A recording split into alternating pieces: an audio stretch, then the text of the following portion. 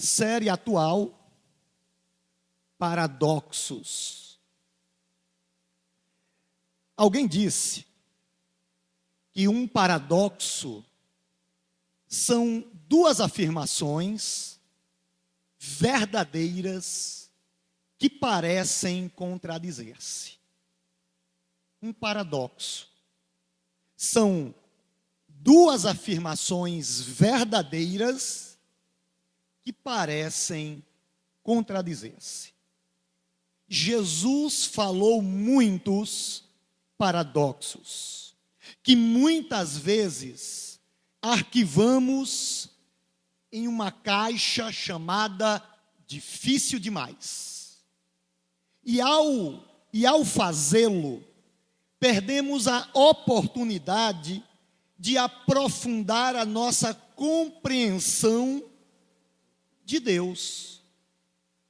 Porque arquivamos esses paradoxos de Jesus em uma caixa imaginária chamada difícil demais. Então nós perdemos a oportunidade de aprofundar a nossa compreensão de Deus. Veja, os paradoxos parecem minar a nossa fé, são, na verdade, o coração da nossa fé. Aparentemente, eles minam a nossa fé, mas, na verdade, são o coração da nossa fé. O paradoxo de hoje é o paradoxo da cruz. Marcos capítulo 8, versículo 35. Se tentar se apegar à sua vida, a perderá. Mas se abrir mão de sua vida por minha causa e por causa das boas novas, a salvará. O Evangelho de Marcos, que é baseado nas memórias de Pedro, você sabia disso?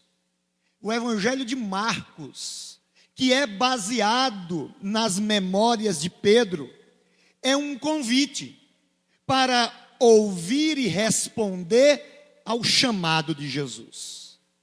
Para compreendermos o paradoxo da cruz, é preciso entender que o Evangelho de Marcos, primeiro, é baseado nas memórias do apóstolo Pedro. Segundo, é um convite para ouvir e responder ao chamado de Jesus. No contexto, Pedro reconhece que Jesus é o Messias. Então Jesus explica a sua missão. Capítulo 8, versículo 31.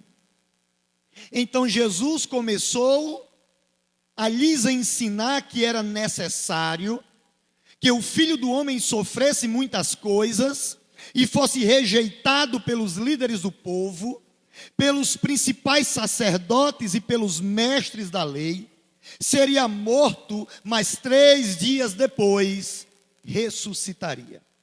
Jesus responde à confissão de Pedro, ensinando que seria rejeitado, morto e 3 dias depois ressuscitaria. Pedro, você conhece a história, repreende Jesus, porque na cabeça de Pedro, o Messias não deve sofrer. Mas Pedro é repreendido por Jesus com palavras duras. Capítulo 8, versículo 33. Estamos no contexto do paradoxo da cruz. Jesus se virou, olhou para seus discípulos e repreendeu Pedro. Afaste-se de mim, Satanás. Veja, Pedro repreendeu Jesus, porque na cabeça de Pedro o Messias não deveria sofrer. Então Jesus, por sua vez, repreende Pedro com palavras duríssimas. Afasta-se de mim, Satanás, você considera as coisas apenas do ponto de vista humano, mas não da perspectiva de Deus. Então, preste atenção, Jesus chama a multidão e os discípulos para explicar o que significa ser discípulo de Jesus. Na verdade, ser discípulo de Jesus implica, em primeiro lugar, em reconhecer que Jesus é o Messias, que Jesus é o Salvador.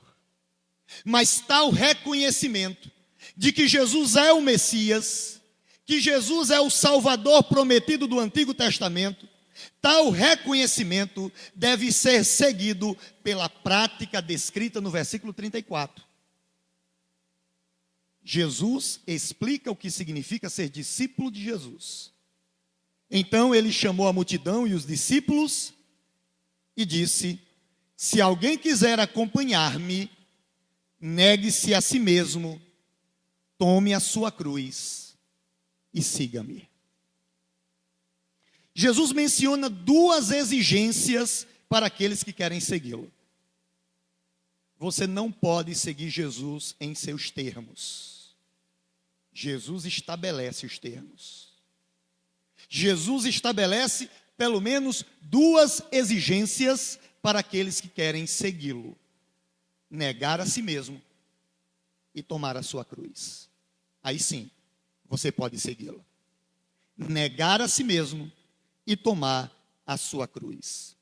O significado do negar a si mesmo, da primeira exigência, pode ser compreendido rapidamente. Trata-se de abrir mão do controle para seguir Jesus. Jesus se recusa a aceitar um papel menor na vida de alguém. Ele exige um lugar de controle. Negar a si mesmo é abrir mão do controle da sua vida e entregá-lo a Jesus. Isso é negar a si mesmo. É a primeira exigência de Jesus. Se você quiser me seguir, negue-se a si mesmo. Abra mão do controle da sua vida. Porque Jesus se recusa a aceitar um papel menor na sua vida.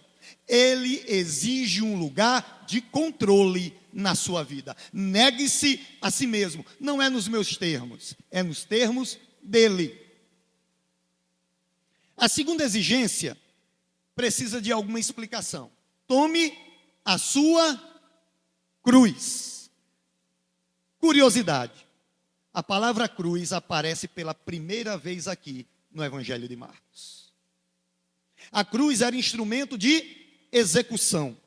Era visto com horror, porque não apenas torturava, mas também envergonhava, mas também humilhava. Os romanos reservavam a cruz para revolucionários, pessoas violentas e escravos. No contexto do primeiro século, a implicação das palavras de Jesus é que os seus seguidores não são aqueles que carregam espadas, mas sim cruzes para morrer com ele. Tome a sua cruz e siga-me. Estamos no contexto do paradoxo. Para podermos compreender o paradoxo da cruz, para podermos compreender as palavras de Jesus. Por isso que estamos no contexto. Versículo 35. Chegamos ao paradoxo. Se tentar se apegar à sua vida, percebe que é dentro desse contexto de exigências que Jesus diz: se tentar se apegar à sua vida, a perderá. Mas se abrir mão da sua vida por minha causa e por causa das boas novas, a salvará. Jesus nos ensina aqui a abraçar o paradoxo da cruz. Jesus ensina que se alguém quer segui-lo, contabilize o custo. Avalie o custo. Jesus está dizendo: se você quiser me seguir, isso custará a sua vida. Negue-se a si mesmo, tome a sua cruz. Agora ele diz: se tentar se apegar à sua vida, a perderá. Mas se abrir mão da sua vida por minha causa e pela causa do Evangelho, a salvará. Contabilize o custo. Avalie o custo. Se você quiser me seguir, não é nos seus termos, é nos meus, diz Jesus. E isso custará a sua vida. Um comentarista muito bom, ele diz assim, pode passar, isso. Ele vai explicar bem direitinho esse versículo, de maneira muito simples. Salvar a vida é perdê-la e vice-versa. Apegar-se à vida, o que é que significa apegar-se à vida? Viver para si mesmo. Apegar-se à vida, viver para si mesmo, é negar Jesus e o Evangelho. E isso resulta na perda da verdadeira vida, agora e no final dos tempos. Perder a vida, isto é, abrir mão da sua vida, do controle da sua vida, por causa de Jesus e do Evangelho, resulta em salvação da sua vida, agora e no fim dos tempos. A vida, então, não é definida pela capacidade de alguém se apegar a ela, mas pela sua relação com Jesus e com o Evangelho. Vou repetir.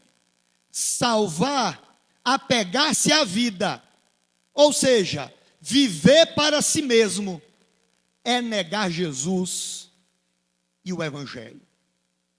E isso resulta na perda da verdadeira vida, agora e no fim dos tempos. Perder a vida, ou seja, abrir mão do controle da minha vida, por causa de Jesus e do Evangelho, resulta em salvar a verdadeira vida, agora e no fim dos tempos. A vida não é definida pela capacidade de alguém se apegar a ela, mas é definida pela sua relação com Jesus e com o Evangelho. Aí no versículo 36, Jesus faz uma comparação para nos encorajar a tomarmos a decisão certa. Versículo 36. Pois que adianta o homem ganhar o mundo inteiro e perder a sua alma? Ou o que o homem poderia dar em troca da sua alma? Jesus faz uma comparação para encorajar-nos a tomarmos a decisão certa ao lado de Cristo. Jesus nos ensina que o mundo e sua glória não estão à altura do valor da nossa alma. Não há nenhuma medida de sucesso, não há nenhuma medida de realização pessoal que possa ser comparado com o valor da nossa alma. Que adianta o homem ganhar o mundo inteiro, ter sucesso e realização pessoal e profissional e perder a sua alma? O que o homem poderia dar em troca da sua alma? Jesus nos ensina que o mundo e toda a sua glória não estão à altura do grande valor da nossa alma. Pessoas correndo atrás de sucesso, correndo atrás de realizações, buscando o conforto, nada disso é um problema. É um problema quando você esquece de se preocupar com a sua alma. Quando você se esquece da eternidade. Quando você se esquece que todas essas coisas são absolutamente passageiras e transitórias. E que um dia nós prestaremos contas ao nosso Criador. O mundo e toda a sua glória, qualquer medida de sucesso ou qualquer medida de realização, não podem ser comparados com o grande valor da nossa alma. Não esqueça da eternidade, não esqueça da sua alma. Jesus termina reforçando a mensagem no versículo 38. Se alguém se envergonhar de mim e de minha mensagem nesta nesta época de adultério e pecado, o Filho do Homem se envergonhará dele quando vier na glória de seu Pai com os santos anjos. Jesus nos adverte que se alguém tiver vergonha de Jesus, ele terá vergonha de nós quando vier em glória com os seus anjos. Deixa eu dizer uma coisa para vocês. O fim dos tempos é irreversível. A parousia, a volta de Jesus em poder e glória é irreversível. Ele virá, ele voltará com seus santos anjos, com poder e com glória, para julgar a terra com justiça. E é dentro desse contexto que Jesus diz: se alguém se envergonhar de mim e das minhas palavras, eu também me envergonharei dele, quando eu vier com poder e glória. Jesus ensinou que sofreu, mas que foi glorificado. O sofrimento de Jesus precede a sua glória. Jesus reivindicará o seu status, o seu legítimo status, no tempo de Deus, para a glória de Deus. Jesus está reforçando a mensagem. Vale a pena abrir mão do controle da sua vida. Vale a pena negar-se a si mesmo, tomar a sua cruz e me seguir. Vale a pena entregar a sua vida a mim, porque somente eu, disse Jesus, posso lhe dar o que você de fato anseia: eternidade. Você tem fome de eternidade. Você tem fome da presença de Deus. Você tem fome de plenitude. Talvez você não saiba. Talvez você tenha procurado em muitos lugares, batido em muitas portas, porque não sabe identificar o vazio da sua alma. A fome da sua alma é fome de eternidade. Se alguém se envergonhar de mim e da minha mensagem, nesta época de adultério e pecado, o Filho do Homem se envergonhará dele, quando vier na glória de seu Pai com os santos anjos. Eu estou caminhando para o final, porque a mensagem de Jesus aqui contradiz muito do que nós ouvimos hoje sobre o que significa seguir Jesus. É ou não é? Sabe, contradiz muito a mensagem que a gente escuta por aí. Muitas pessoas, presta atenção, que agora o diabo vai tentar roubar a palavra do seu coração. Muitas pessoas querem seguir Jesus, mas fugir das suas exigências. E substituir essas exigências por um cristianismo mais confortável. Um cristianismo sem cruz, um cristianismo sem renúncia, um cristianismo sem transformação, um cristianismo sem mudança. Queremos seguir Jesus sem fazer ajustes, sem fazer mudanças na nossa vida, porque não reconhecemos a gravidade do nosso problema. O nosso problema é rebelião. O nosso problema é pecado. Queremos seguir a um Jesus que não nos contrarie, que não nos incomode. Queremos seguir um Jesus que sirva aos nossos propósitos e faça a nossa vontade. Queremos seguir um Jesus que me dê sucesso, realização pessoal e conforto. É a pregação da Igreja Evangélica Brasileira. Está errado. C.S. Lewis.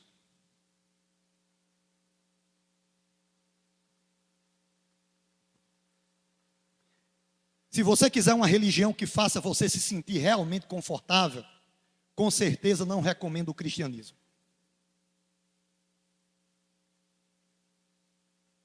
Se você quer conforto, uma religião confortável, abandone o cristianismo. Porque não há nada de confortável em negar a si mesmo, tomar a sua cruz e perder a sua vida por amor a Jesus. Alguma coisa de confortável? Por isso que C.S. Lewis diz, se você quiser uma religião que faça você se sentir realmente confortável, com certeza não recomendo o cristianismo. Porque nós queremos substituir as exigências de Jesus por um cristianismo mais confortável. Queremos um Jesus que não nos incomode, que não nos contrarie, que faça a minha vontade e de quebra me dê sucesso, conforto e realização pessoal. Tipo o McDonald's, as propagandas do McDonald's.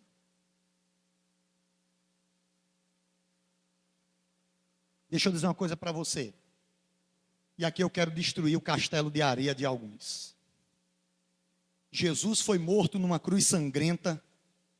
Não foi para provar o seu valor, não.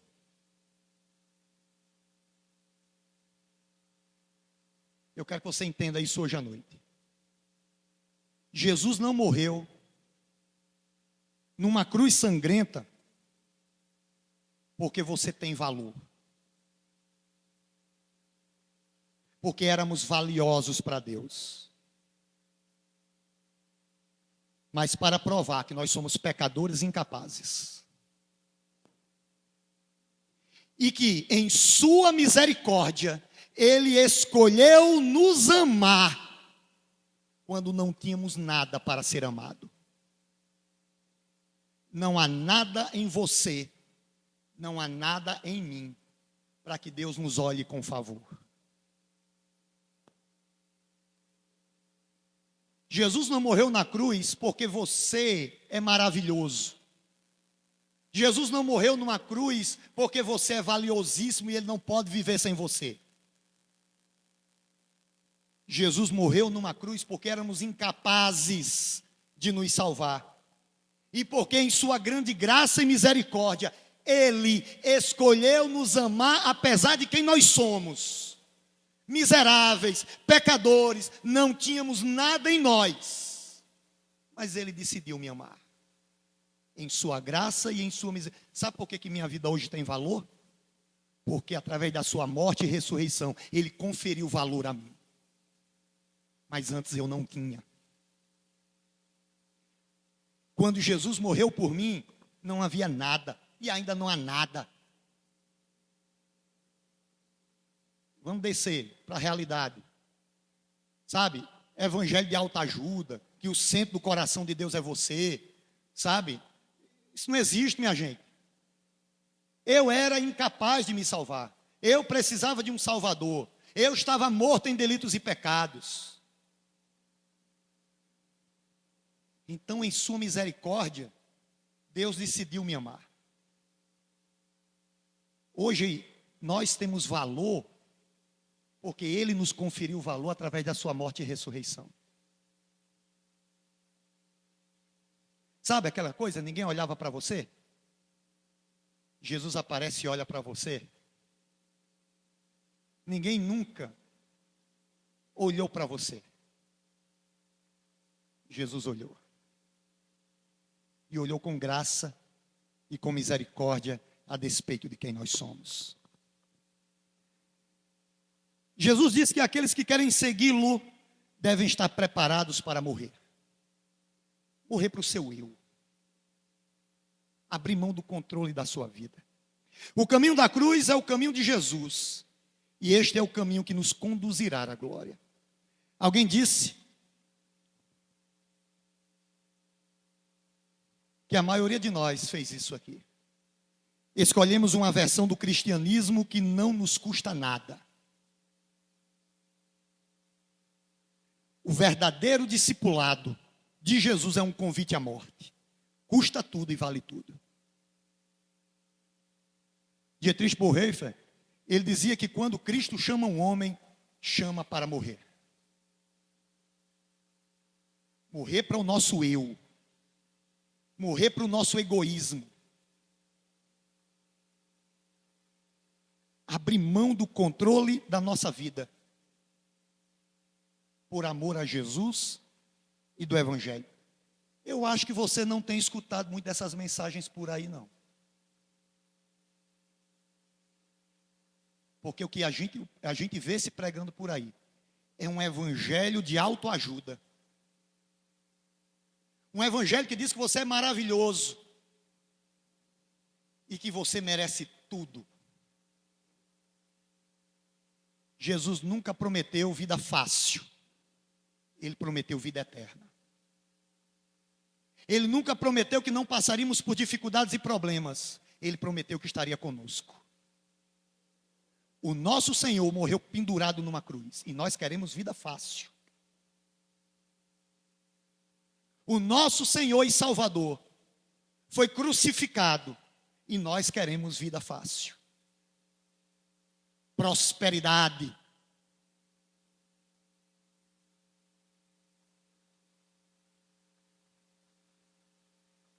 Não há nenhum problema em buscarmos conforto, uma vida melhor, nada, não tem nenhum problema com isso. Você não pode fazer isso em detrimento da sua alma. E de maneira contrária aos desígnios de Deus. Jesus é o Messias, o Filho de Deus, que nos convida hoje a dar uma resposta a Ele. A pergunta de Jesus para nós é simples, e profunda, e penetrante. Você vai apegar-se à sua vida? Você vai viver para si mesmo, negando Jesus e o Evangelho? Ou você vai abrir mão da sua vida por causa de Jesus e do Evangelho? Eu quero que você lembre que a eternidade está em jogo. Se alguém se envergonhar de mim e das minhas palavras, eu também me envergonharei dele, quando vier na glória de seu Pai, com os santos anjos. A sua resposta determinará a sua eternidade. A sua resposta determinará o seu lugar eterno. Qual será a sua resposta para Jesus? Hoje ele nos convida a negarmos a nós mesmos, tomarmos a nossa cruz e segui-lo. Hoje ele nos convida a entregarmos o controle da nossa vida a Ele, a fazer dele não apenas o nosso Salvador, mas o Senhor da totalidade da nossa vida. Hoje ele nos convida a um compromisso verdadeiro com Ele.